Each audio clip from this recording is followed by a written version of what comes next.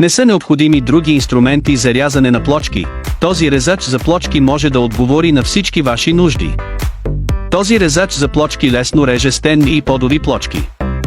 Острието е изработено от твърда, устойчива на корозия стомана, остро и гладко, и издръжливо. Идеално е за дърворезба, рязане и маркиране. Кликнете върху количката подолу, ще се изумите. Ако този продукт беше наличен по-рано, стъклорезачките вероятно щяха да са остарели. Вижте този режещ инструмент Толстой, с неговия еднокомпонентен корпус и острие от стоманена сплав Толстой. Може да се използва за рязане на плочки, стъкло, мрамор, керамика и други стъклени и керамични материали. Лесен за употреба, преносим и дори за рязане на малки камъни, когато се използва с машина. Не само за плочки.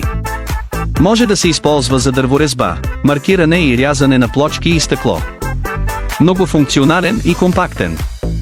Рязането на плочки с машина е бавно, трудоемко и опасно. Шумът и прахът са вредни за вашето здраве, така че трябва да опитате този стоманен режещ инструмент. Всичко, от което се нуждаете, е линийка. Лесно чертайте линии с режещия инструмент. След това поставете режещия инструмент под плочката или стъклото и натиснете здраво, за да режете лесно.